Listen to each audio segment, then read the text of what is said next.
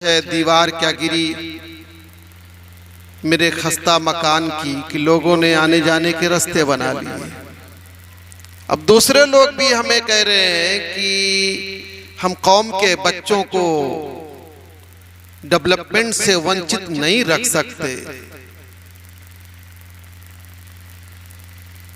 मुसलमान बच्चों को हम नहीं चाहते कि वो तरक्की से डेवलपमेंट से महरूम रहे, हम नहीं चाहते। कितना खूबसूरत और कितना जहर भरा हुआ ये शीरी जाम है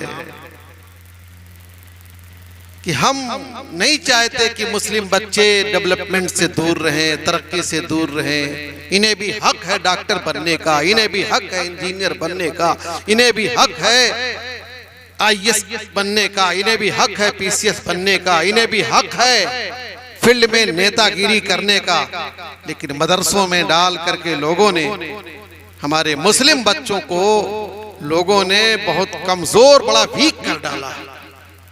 ये जानते हैं, ये कहकर मदरसों को बंद करने की पूरी कोशिश की जा रही थी और अब भी जारी है। और उसमें साथ साथ हमारे मॉडर्न लोग भी, मुस्लिम मॉडर्न लोग भी लगे हुए हैं। आए दिन तो कोर्ट में रिट पड़ती है कि मदारिस किस लिए इनको कायम किया गया है। मुसलमान बच्चों को बिल्कुल अपाहिज बना करके अपाहिज बनाने का एक सेंटर बना दिया गया है। खत्म किया जाना चाहिए। बल्कि उसको जितनी बिल्डिंगें हैं इनकी सारी बिल्डिंगों को प्राइमरी पाठशाला में तब्दील कर दिया जाए, इंग्लिश मीडियम स्कूल में तब्दील कर दिया जाए, कॉलेज बना दिया जाए। ऐसी तजवीज़ बार बार आ रही हैं। तो इसमें मैं तो समझता हूं कि गैरों का कम हाथ है, अपनों का ज्यादा हाथ है। मदरसों का गला घोंटने की जो कोशिश हो रही है, अपनों का ज्यादा हाथ है। इसीलिए मैं कहता हूं, दीवार क्या गिरी मेरे खस्ता नहीं, मेरे ऊंचे मकान की। दीवार क्या गिरी मेरे ऊंचे मकान की, लोगों ने आने जाने के रास्ते बना लिए। आलम तो ये है कि अब दीनी मसाइल के हवाले से कभी फिल्मी हीरो का नाम लिया जाता है, कभी किसी इंजीनियर का नाम लिया जाता है, कभी किसी डॉक्टर का नाम लिया जाता है। अजीब बात है। और हमारे नौजवान तबका, हमारा नौजवान तबका बड़ा दीवाना बन जाता है। फौरन कहता है, अरे शाहरुख खान ने ऐसा कहा है भाई, सलमान ने ऐसा कहा है मेरे भाई, आमिर खान ऐसा कहता है मेरे भाई। इस तरीके का रेफरेंस देते हैं, हवाला देते हैं। कभी इंजीनियर की बात करते हैं, इंजीनियर मिर्जा ऐसा कह रहा था, वो इंजीनियर है। बताइए, मैं हैरत में हूं, या अल्लाह हमारी कौम कहां जा रही। मैंने आज तक कभी ये नहीं सुना किसी मोची की दुकान पर कोई टैबलेट लेने पहुंचा हो, किसी कपड़े की दुकान पर सब्जी लेने पहुंचा हो, मैंने तो नहीं सुना। और अगर कोई जाता है तो उसे क्रेक कहा जाएगा, ढीला कहा जाएगा कि तू कहाँ चला है यार, तू किस दुनिया का आदमी है भाई साहब। यहाँ कपड़ा बिकता है, या तू बैगन और हरी मिर्च लेने चला आया, या गोभी और टमाटर लेने चला आया, ये कपड़े की दुकान है मेरे भाई, कहाँ तू चला आया, क्रेक कहा जाएगा। तो यार, जब मोची की दुकान से दवा नहीं ली जा सकती, कपड़े की दुकान से सब्जी नहीं ली जा सकती, गोश्त और मछली की दुकान से आपको किताब नहीं मिल सकती, तो मुझे हैरत होती है कि तुम इंजीनियर के यहाँ जा करके दीन की बात कैसे लेकर चले आते हो यार। शर्म नहीं आती? इंजीनियर के पास पहुंच करके, कभी फिल्मी हीरो के पास पहुंच करके, कभी किसी डॉक्टर के पास पहुंच करके डॉक्टर का लेवल देखा, मरूब हो गए। उन्हीं से मसला उसने कुछ बताया, इनको समझ भी आ गया जी। अरे डॉक्टर साहब कह रहे थे 3 तलाक एक ही होती है भाई। अबे 3 झापड़ भी तब एक झापड़ होगा, 3 लाख रुपया कर्ज दो तो भी 1 लाख होगा। कुछ दिनों के बाद तुम्हारी अकल का दिवालिया तो ऐसे ही निकलेगा ना जी जी। ऐसे ही तुम खसकते चले जा रहे हो, अपनी अकल का कबाड़ा कर रहे हो। कहां पहुंच जा रहे हो मसला पूछने के लिए? किससे मसला पूछते हो यार? आज ये बहुत बड़ा अलमिया है कि हमारी जमात के नौजवान जो टीम है, नौजवान टीम, ये सारे मसाइल गूगल से, मोबाइल से सीख रही है। जी बिल्कुल। मुझे डर लगता है कि आज जब दीन तुम सीख सकते हो तो कहीं उसी से जराहत भी ना सीखना शुरू कर दो, सर्जरी भी करना शुरू कर दो मोबाइल के जरिए। जो मोबाइल से तुम दीन सीख सकते हो, मोबाइल से फतवा निकाल सकते हो, मोबाइल से हदीस निकाल रहा है। अभी मैं गया अलीगढ़ के एक गांव में अकराबाद, दो नौजवान आए, हजरत कोई मसला उन्होंने पूछा, मैंने बताया, कहा कि नहीं मुस्लिम शरीफ की हदीस तो ऐसी है। मैं कहा आपने मुस्लिम शरीफ देखा? कि नहीं नहीं देखा तो नहीं है, वो मोबाइल में है ना, हमारे मोबाइल में। मैं कहा मोबाइल में तो पता नहीं क्या क्या है, सब पर तुम अमल करोगे? मुस्लिम शरीफ कभी पढ़ा है तुमने? अरबी जानते हो? कुछ नहीं, उसे पता कुछ ही नहीं। वो कपड़े की दुकान करता है, मुस्लिम शरीफ का हवाला दे रहा है। सही है, कमाल है भाई। गोश्त काटता है, वो बुखारी शरीफ का हवाला दे रहा है। अब तो मसला बताते भी डर लगता है, किसको बताया जाए। हम बता रहे हैं, पता चला कि हमारी 9 साल 11 साल, बल्कि यूं कहिए कि मैं भी 40 साल तकरीबन इस दुनिया में रहा। उन्होंने 2 मिनट में हमारी 9 साल की डिग्री की ऐसी की तैसी कर दी। 2 मिनट में स्क्रीन शॉट निकाला, 2 मिनट में हमारी डिग्री की ऐसी तैसी कर दी। तो ये हाल है। तो मुझे ये डर लगता है कहीं ऐसा ना हो कि अपनी बीवी का, अपनी माँ का ऑपरेशन भी मोबाइल के जरिए शुरू कर दे। स्क्रीन देख करके ऑपरेशन ना शुरू कर दे। लेकिन यहाँ बड़े जागरूक हैं, बहुत बेदार रहते, नहीं क्यों मोबाइल से करेंगे, नहीं तो दीन ही सबसे आलू बैगन की तरह सस्ता हो गया है। क्या तुम दीन को मोबाइल से सीखोगे? बीवी का ऑपरेशन मोबाइल से नहीं करोगे, उसको डॉक्टर के पास लेके जाओगे। चले जाओ किसी कुरैशी के पास, ऑपरेशन वहीं से करवा लो यार, वो कायदे का कर देगा ऑपरेशन, तो वहां नहीं जाओगे। इसलिए मैं कहता हूं दीन को लोगों ने निहायत ही हल्का समझ लिया है, बहुत ज्यादा हल्का समझ लिया। और वजह क्या है? शायद ये वजह है कि हम बड़े सस्ते हैं, हम बड़े सस्ते हैं, इसलिए शायद हल्के में ले लिया कि हम बड़े सस्ते हैं। हर तरह से बिल्कुल प्यार मोहब्बत से मसाइल बताने की कोशिश करते हैं, और जनाब हैं मोबाइल का हवाला दे करके हमारा मजाक उड़ाते हैं। मेरे अजीज, ऐसे माहौल में जरूरत तो है वाकई तालीमी बेदारी कॉन्फ्रेंस की, और वाकई जरूरत है इस बात की कि तालीमी बेदारी कॉन्फ्रेंस लोगों को सही नॉलेज बताया जाए, पहुंचाया जाए लोगों तक। मोबाइल पर तो न जाने क्या क्या परोसा जाता है। हमने तो सोशल मीडिया देखना छोड़ दिया, कई महीनों से तो यूट्यूब बनना बंद कर दिया मैंने। सारी फर्जी कहानियां, सारी फर्जी खबरें नश्र की जाती हैं। पूरी खबर सुनो तो पता चला खोदा पहाड़ निकली चूहिया। ऊपर तो इतनी शानदार हेडिंग लगाते हैं, इतना डायलॉग लगा देते हैं कि अब पूरी खबर सुनने के चक्कर में पड़ो तो हालात ये होते हैं, खोदा पहाड़ निकली चूहिया, कुछ है ही नहीं उसमें। तो इतना फ्रॉड चल रहा है, इतना झूठ चल रहा है, उसके बावजूद दीन की बात आती है तो मोबाइल का हवाला दे देते हैं। दीन की बात आती है मोबाइल का हवाला देते हैं। मोबाइल पर कितना फ्रॉड, कितना झूठ, कितना फ्रॉड हो रहा है आपको खूब मालूम है, हमसे ज्यादा आपको मालूम होगा। लेकिन हमारी अक्लों पे पर्दा पड़ा हुआ है। जब दीन की बात आती है, कोई मसला फंसता है, तो जो सबसे आसान मसला हो, उनके हक में जो सबसे ज्यादा नफा हो, मुफीद हो, उसको फौरन पेश कर देते मोबाइल में। तो ऐसा है, कुछ दिनों पहले अखबार में कहते थे अखबार में ऐसा है, अखबार में ऐसा आया हुआ है। मेरे अखबार क्या है यार? ये अखबार काज़िबीन होती है, झूठों की खबरें होती हैं और उसको तुम हवाले में दे रहे हो। बिल्कुल खबर पढ़ो, अखबार पढ़ो, लेकिन अखबार रसूल पढ़ा करो यार।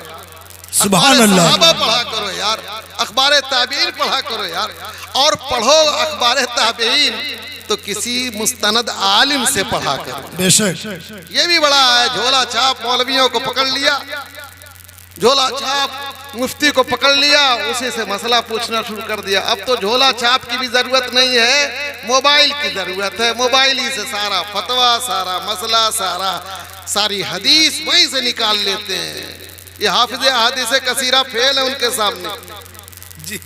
अभी हजरत के बारे में बताया कि हाफिज अहादीस कसीरा है, फेल है हजरत मोबाइल के सामने, गूगल के सामने। गूगल तो इतना, अब हाफिज से ऊंची क्या डिग्री होती है भाई, मुझे पता नहीं है। तो वो गूगल में है, अल्लामा गूगल के पास। तो बड़ी अजीब ट्रेजेडी है, बहुत बड़ा अलमिया है हमारे यहाँ कि नौजवान तबका दीन भी मोबाइल से सीखने लगा। जरूरत इस बात की है कि कम से कम दीन को किसी मुस्तनद आलिम से सीखो भाई। हमारे पीरो मुर्शिद हजरत अहसनुल उलमा मारारवी रहमतुल्लाह ताला अलैह, हजरत सैयद मुस्तफ़ा हैदर हसन रहमतुल्लाह ताला अलैह मारारा शरीफ, जो हजरत अमीन मिल्लत दामाजुल अक़दस के वालिद माजिद हैं, रफ़ीक़ मिल्लत के वालिद माजिद, फरमाया करते थे कि जिंदगी गुजारने के लिए 3 चीजें मजबूती से पकड़ लेना चाहिए। प्रॉपर्टी की हिफाजत के लिए, जायदाद के तहफ़्फ़ुज़ के लिए एक अच्छे लायर, एक अच्छे एडवोकेट, काबिल एतमाद एडवोकेट को पकड़ लेना चाहिए मजबूती से। और बॉडी के तहफ़्फ़ुज़ के लिए, अपने जिस्म के तहफ़्फ़ुज़ के लिए किसी अच्छे डॉक्टर, किसी अच्छे हकीम को चॉइस कर लेना चाहिए। और अपने दीन की हिफाजत के लिए, अपने ईमान व अकीदे की हिफाजत के लिए किसी अच्छे मुफ्ती को पकड़ लेना चाहिए। सुभान अल्लाह। और आखिर में रिजल्ट देते कि मैंने तो अल्हम्दुलिल्लाह फला एडवोकेट को चॉइस कर रखा है, उन्हीं से अपने जायदाद के तहफ़्फ़ुज़ का मसला समझता हूँ। और बॉडी के तहफ़्फ़ुज़ के लिए भी बताया कि एक डॉक्टर है, उस डॉक्टर को सबसे पहले सलाह लेता हूँ। वो डॉक्टर फिर जहाँ बेचते हैं, आँख के लिए जहाँ बेचते हैं वहाँ जाता हूँ, हार्ट के लिए जहाँ भेजते हैं वहाँ जाता हूँ, हर तरह से डॉक्टर को फॉलो करता हूँ। ऐसी दीन को समझने के लिए, एतकाद को समझने के लिए, दीन व अकीदा की हिफाजत के लिए मैंने मुफ्ती मोहम्मद शरीफुल हक को पसंद कर रखा। सुभान अल्लाह। शारे बुखारी हजरत मुफ्ती मोहम्मद शरीफुल हक को पकड़ रखा है, उन्हीं से मैं समझता। हर आदमी को, अपने मुरीदीन को नसीहत करते थे, ये 3 चीजें जरूर पकड़ के रखो, डॉक्टर, एक लॉयर एडवोकेट और एक मुफ्ती। तो अब आजकल तो बड़ा मसला, मुफ्ती तो बहुत आसान हो गया है हजरत। अब तो प्लेन मौलाना खोजना मुश्किल है, प्लेन मौलाना मिलते ही नहीं। अगर कहो कि हमको प्लेन मौलाना चाहिए, बिल्कुल जैसे प्लेन MBBS तो ठीक है, वो तो मिल जाएगा, लेकिन प्लेन मौलाना मिलना मुश्किल है। साथ में मुफ्ती जरूर होगा। जी जी जी। बगैर मुफ्ती के कोई मौलाना है ही नहीं। और खास तौर से ये अनाउंसर हजरात ने तो सबको मुफ्ती बना दिया, सबको मुफ्ती बना दिया। कोई बनाए चाहे ना बनाए, कहीं मशक़े इफ्ता किया हो कि ना किया हो, लेकिन अगर स्टेज पर आ गया है तो अब उनकी बेचारे की मजबूरी है उसको मुफ्ती के साथ ऐलान करना। अल्लामा और मुफ्ती के साथ अगर नहीं ऐलान करता है तो वो अपने अंदर एहसास कमतरी कि मैंने सही अनाउंसरी नहीं करी, लग रहा है अनाउंसरी का हक अदा नहीं। तो ये भी एक चीज़ है। तो बहरहाल फिर भी मैं कहूँगा कि किसी अच्छे आलिमे दीन मुफ्ती को पकड़ लीजिए, झोला छाप मुफ्ती को मत पकड़िएगा, वरना वही मोबाइल की तरह हो जाएगा।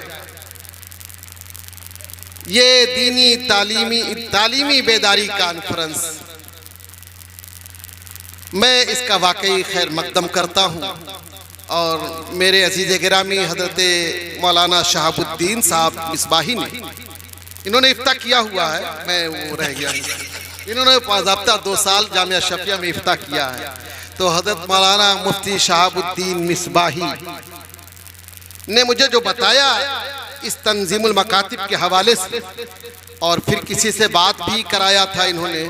मेरी बात जो हुई तो ये समझ में आया, वक़ाबी रूह जब बेदार होती है दीवानों में, वक़ाबी रूह जब बेदार होती है दीवानों में, नजर आती है उनको अपनी मंजिल आसमानों में। सुभान अल्लाह। तो अल्हम्दुलिल्लाह जिनसे मेरी गुफ्तगू हुई, बड़े अज़्म व हौसले के साथ उन्होंने इस तंजीम की दाग बेल डाली है, स्थापना की है।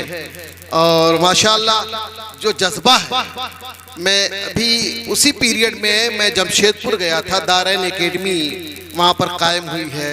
बिल्कुल इन्हीं से मिलता जुलता कुछ जज्बा हमारे हजरत मौलाना अब्दुल मालिक मिसबाही का है। तो उन्होंने भी काम शुरू कर दिया कि दीनी और असरी तालीम को लेकर चल रहे हैं। तो उन्होंने शुरुआत ये किया है कि हिफ्ज़ भी साथ साथ और ABCD भी साथ साथ जी, यानी इंग्लिश मीडियम भी साथ साथ, हिफ्ज़ भी साथ साथ। 2 घंटे हिफ्ज़ पढ़वाते हैं, फिर उसके बाद इंग्लिश मीडियम उसी बिल्डिंग में वो काम भी करते हैं। और साथ ही साथ क्या वो भी करते हैं, कुछ इब्तिदाई किताब फारसी की शुरू करा देते हैं, उर्दू फारसी की 5 के बाद ये काम शुरू कर देते हैं, 5वीं तक पढ़ाने के बाद इंग्लिश मीडियम स्कूल और ये सब। तो माशाअल्लाह उनके यहाँ अभी इंटर तक लड़का पहुँचा, हाफिज़ कुरान भी बन गया है। अब उसके बाद 4 लड़के अभी इंटर तक पहुँचे हैं और अच्छा नंबर भी लाए सब, और हाफिज़ कुरान भी बन चुके हैं। तो मैंने उनसे गुजारिश किया कि ठीक है, हाफिज़ बनाइए आप, अच्छी चीज़ है, लेकिन मैं समझता हूँ फी ज़माने ना हाफिज़ की ज़रूरत कम, अच्छे आलिम की ज़रूरत ज़्यादा जी। अब इंशाअल्लाह कुरान हमारा महफूज है, महफूज रहेगा, लेकिन दीन के हिफाजत के लिए सिपाही तैयार करना बहुत ज़रूरी है। और मुखलिस सिपाही दीन के लिए होता क्या है, कभी कभी हिफ्ज़ में डाल देते हैं आप, 4 साल 5 साल तक बेचारा हिफ्ज़ पढ़ता है, उसके बाद तबीयत उसकी पसमुर्दा हो जाती है। फिर दरस निज़ामी में जब डालते हैं ना, तो तबीयत मरी मरी सी रहती है, वो जज्बा वो हौसला नहीं रह जाता है। इसलिए अगर लड़के में टैलेंट है, ज़हीन है वो लड़का, तो अच्छी दरसगाह का इंतखाब उसके लिए कर देना चाहिए, इधर उधर नहीं फंसाना चाहिए, किसी अच्छी दरसगाह का इंतखाब कर देना चाहिए ताकि वो पिकअप पकड़ ले, अच्छा पकड़ ले। कभी कभी ऐसा होता है, इस मदरसे से उस मदरसे, इस मदरसे से उस मदरसे, दौड़ते दौड़ते उसकी तबीयत मर जाती है, उसका टैलेंट भी धीरे धीरे मजमुर्दा हो जाता है। इसलिए तंजीमुल मदारिस, ये तंजीमुल मकातिब जो है, मैं ये भी कहूँगा कि इनकी ये भी ड्यूटी बनती है कि अच्छे मदरसे का इंतखाब करें, अच्छे उस्ताद का इंतखाब करें जी। हर बरकाती टोपी वाला, हर कुर्ता पैजामा वाला ज़रूरी नहीं कि अच्छा मुदर्रिस भी हो जी। जी ज़रूरी नहीं कि अच्छा मुदर्रिस भी हो, मैं अच्छा इंसान हो सकता है वो, मैं उसके अच्छे इंसान होने का खंडन नहीं करता, अच्छा इंसान हो सकता, ज़रूरी नहीं कि वो अच्छा मुदर्रिस भी हो। तो ये अलग चीज़ एक है, अच्छा मुदर्रिस जिसके अंदर तफहीम का मलका हो, ये सब चीज़ें दिमाग में रखनी बहुत ज़रूरी है। स्पीकिंग पावर उसका अच्छा हो, लिखने में बड़ा अच्छा है, बड़ा काबिल है, बहुत अच्छा लिखता है, लेकिन स्पीकिंग पावर बिल्कुल ज़ीरो है, तो वहाँ पर भी आदमी वो तदरीस के लायक बंदा नहीं रह पाएगा, अच्छी तदरीस नहीं कर सकता है। तो तंजीमुल मकातिब माशाअल्लाह हमागीर ज़हन रखता है, तो ये रखती है तंजीम, तो ये इस तरह का भी जहन रखे कि तलबा में सलाहियत टटोली जाए, उनका टैलेंट खोजा जाए, जिसके अंदर जैसा टैलेंट हो उधर डाल दिया जाए।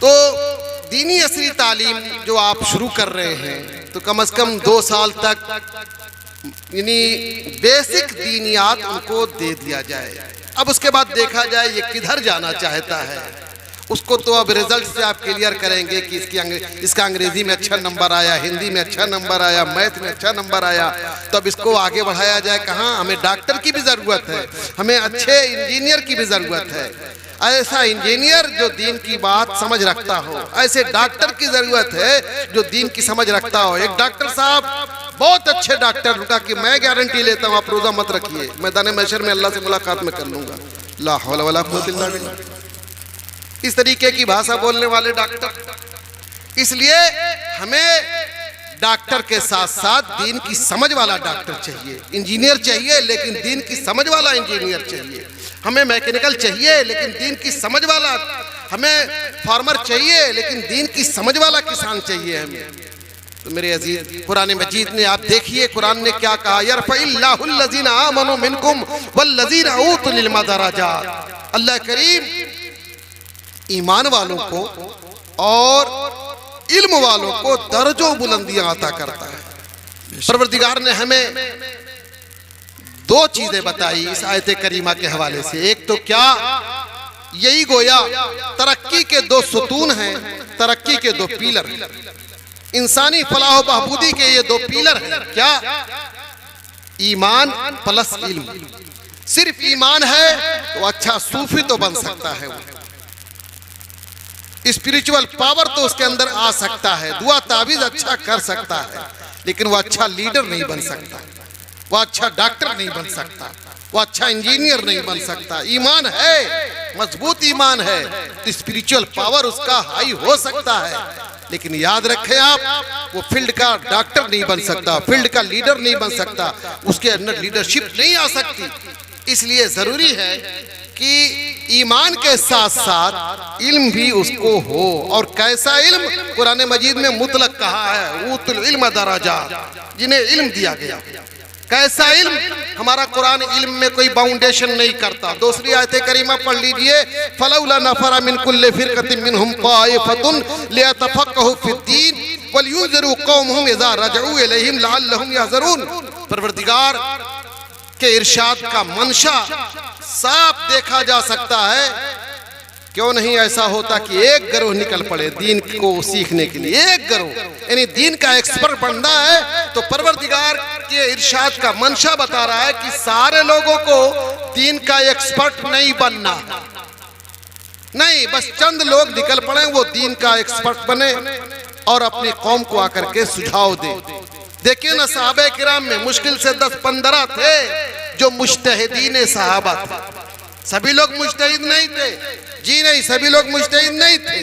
बाकी लोग किसान थे, बाकी लोग इंजीनियर थे, बाकी लोग सिपह सालार थे, बाकी लोग सिपाही थे, बहुत सारा काम था वो करते थे। 10-12 वो जो थे ये दीन के एक्सपर्ट थे, अजिल्ला सहाबा, मुज्तहिदीन सहाबा वही थे। उन्हीं से लोग रुजू करते थे, दकीक मसाइल में उनकी बारगाह में लोग हाजिरी देते थे। टाइम खत्म तो नहीं हुआ? आप तो टाइम खत्म ही नहीं। तो मेरे अजीज, ये जरूरी है कि दीन और जमाना दोनों लेकर चला जाए। कम बहुत सारे ऐसे लोग हैं जो दीन सीखते हैं, जमाने की बिल्कुल खबर नहीं होती, दीन की बिल्कुल खबर नहीं होती, जमाने की बिल्कुल खबर नहीं होती। जमाने की भी खबर रखना जरूरी है। एक मुफ्ती के लिए जमाना और जगह को भी समझना जरूरी है। कम मिन अहकामिन तख्तलिफु बिख्तिलाफि ज़माने वल मकान, बहुत सारे अहकाम जमाने और जगह की बुनियाद पर बदल जाया करते हैं। जो मसला बम्बई में होगा जरूरी नहीं कि वो मसला यहाँ पर। सिंदूर लगाने का मसला, साड़ी पहनने का मसला, धोती पहनने का मसला, देखिए ना आप, ये बदलता है। तो एक मुफ्ती को हालाते ज़माना पर भी निगाह रखना बहुत ज़रूरी है। सिर्फ कमरे में बैठकर वो अगर फतवा लिखेगा तो धोखा खाएगा, इसलिए हालाते ज़माना पर भी उसकी गिरफ्त होनी चाहिए। मैं मुबारकबाद देता हूँ तंजीमुल मकातिब के लोगों को, इन्होंने एक हौसला अपने अंदर पैदा किया है। मौला करीम गैब से इनकी मदद फरमाए। आखिरो कलिमाती अल्हम्दुलिल्लाहि रब्बिल आलमीन।